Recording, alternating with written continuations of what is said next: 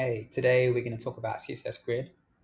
First, I'm going to give you a quick presentation about an overall summary of CSS Grid, and then later on I'll give you more specific examples that you can use to help you build your web pages. So CSS Grid is just a way to lay out elements on a web page. It uses a two-dimensional grid system, which just means that you can use columns and rows at the same time. Flexbox, on the other hand, uses a one-dimensional grid system, which only allows for columns or rows, and you can't use them at the same time.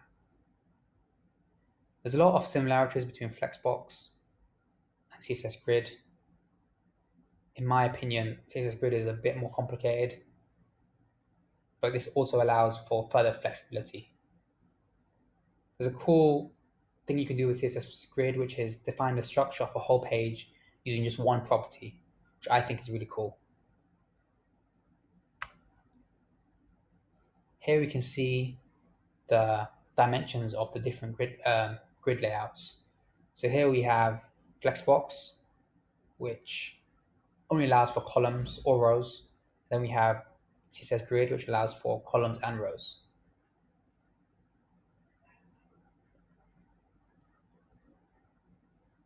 Some basic concepts about CSS Grid is that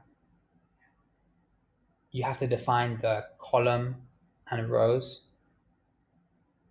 by using specific properties, and these define grid tracks. And grid tracks are just spaces between the lines. So here we have a grid column, and there's two lines here. There's one line at the end, and one line at the start, and the space in between is called a grid track. By using specific properties, we can define how many of these tracks there are and the length of them. So here we have 4 column tracks and we have 2 row tracks. And I'll show you how to do this later on in the example section. When we define a grid track, we are using the explicit grid, as in we are explicitly defining the columns or rows. And we can define the length of these as well. However, CSS Grid is very smart. If we do not define the column or row, it will create new columns and rows automatically. And this is known as the implicit grid. And the implicit grid has its own separate properties and values we can use to manipulate how these rows and columns and grid items appear. Okay, so now we're gonna talk about how to define a grid. So right now I've created a container with 5 different boxes inside it, and I've given the container class a property and value of display grid. This makes all the items inside the container grid items. So now we want to define the rows and columns for this grid. Currently, the rows and columns value is set at auto, which just means take up the entire space the content is in. So you can see the box stretches across the screen. So we can define the columns and rows by using the property grid template rows, and then defining the length for each grid. So for each row or column, in this case row. So we're going to make the first row 100 pixels and the second row 100 pixels. And we can see the change here. We can see box 1 has an increased height, or has a height of 100 pixels, and same for box 2, whereas the rest of the boxes don't have any.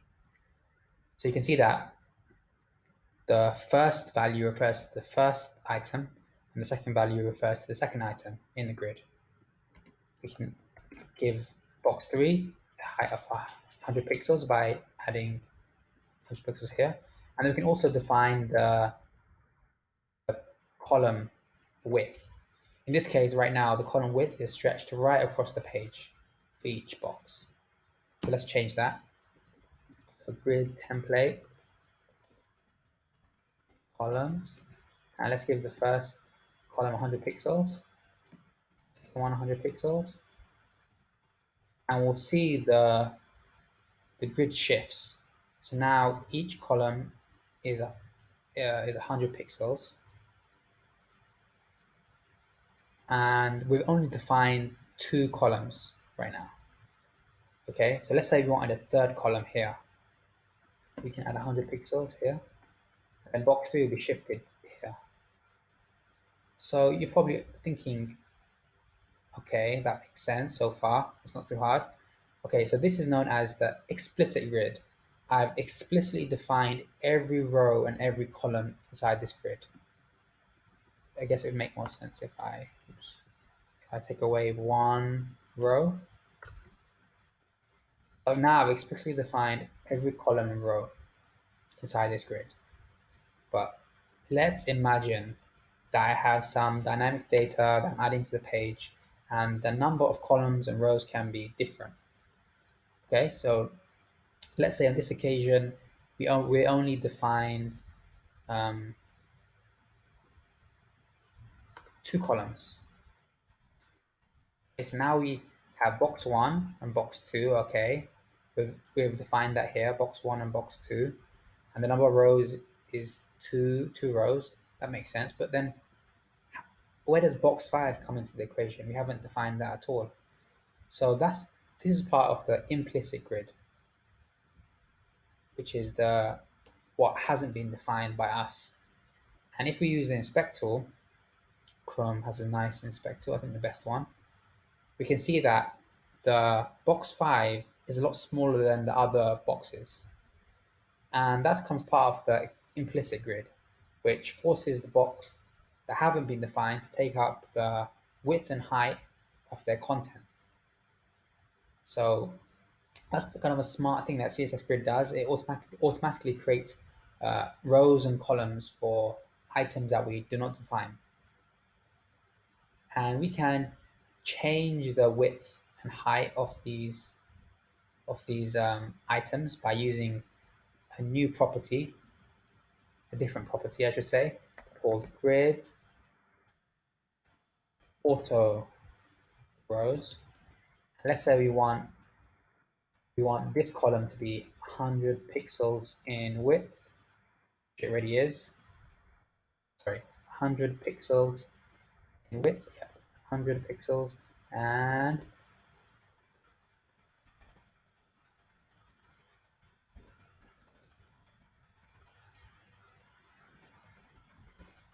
like this. So now we can see that the height of box 5 will now be 100 pixels. And that's because we defined it in our grid auto property. So now if I was to add box 6, it will take up the free box that we have available. 6.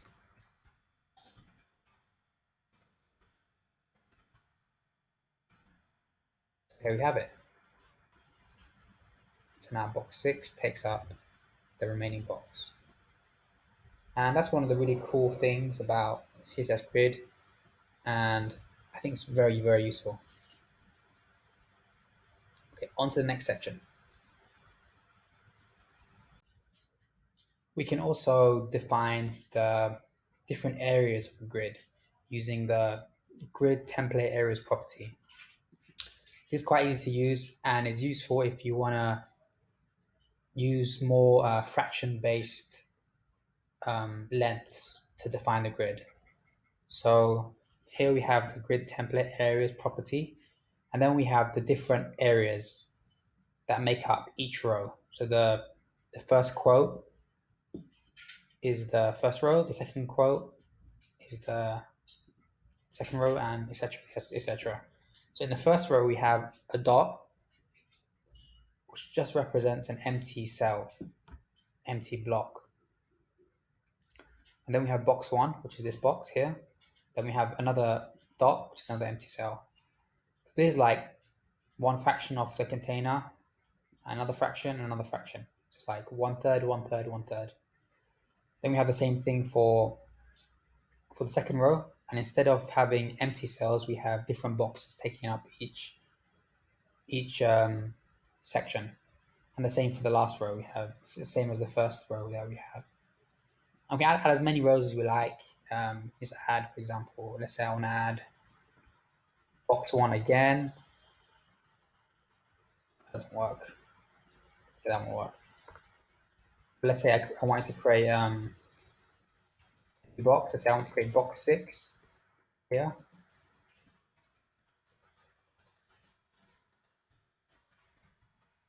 So let me make a new box 6 element here.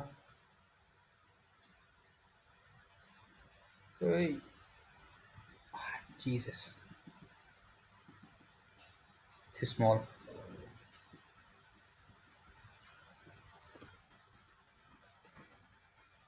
There we have box 6. Let's define the grid area. So we're going to give it the name box 6 using the grid area property.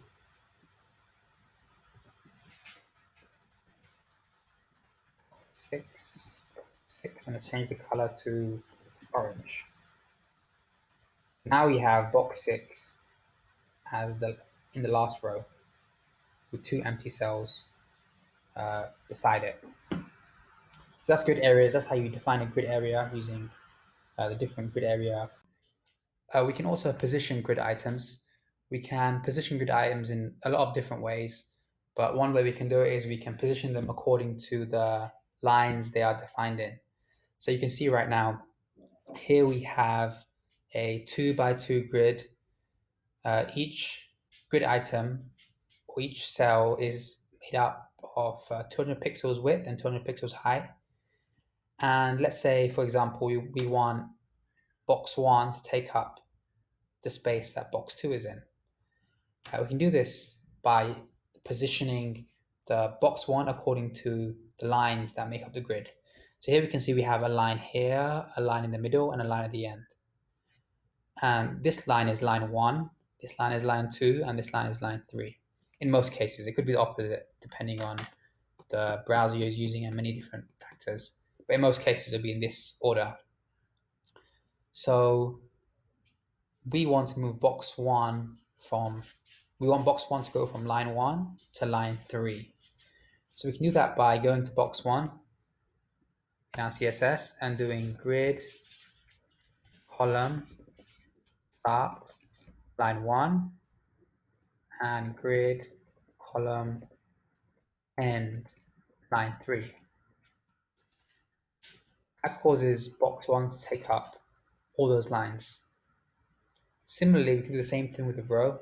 Let's say we want box 1 to take up the second row as well. So here we have line 1 at the top, then we have line 2 in the middle, and line 3 at the end. So you can do grid row start and grid row end. That causes box 1 to take up line 1, line 2, and line 3. That's one way to position grid items. We can also position all the grid items inside their cell, and this way only works if the grid item is smaller than its grid cell. So let's make sure that all the grid items are smaller than the cell. So the cell is just a line that surrounds each item. So let's give each grid item a width of 50% and a height of 20%. Now if we use our inspector and check how much space the grid item is taking up, we can see the lines here. You see the lines that surround the cells, and then we can see the grid items. They're a lot smaller than the cell, right? So in this case, let's make this 50. Okay, so in this case, we can move them into various positions inside their own cell. So we can use the property justify items, say end, and that will move the grid items in the horizontal direction. You can see that they all move to the end of their grid cell. And if we want to move them vertically, we can do align items end, and that'll move them all vertically downwards. We can also align them in the center if we like. So yeah, you can position them wherever you want inside the cell. It's kind of cool. I will add a link in the description so that you can go to my blog and you can see all the most of the grid items, properties, and values. Okay. So we can also add a gap between each grid item.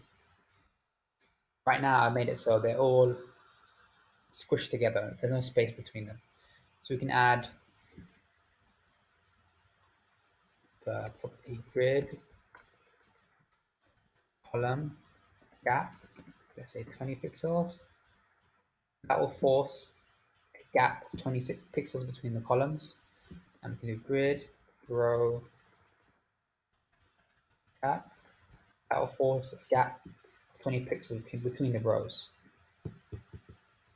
So it's quite a cool thing you can do.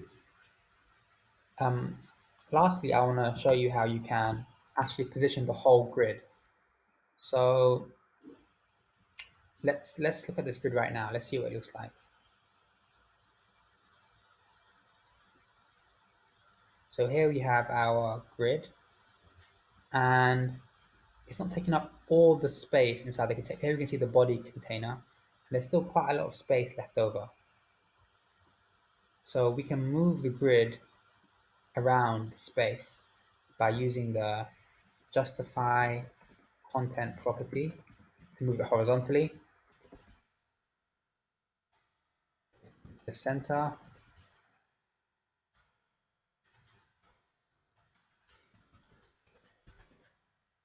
giving space between.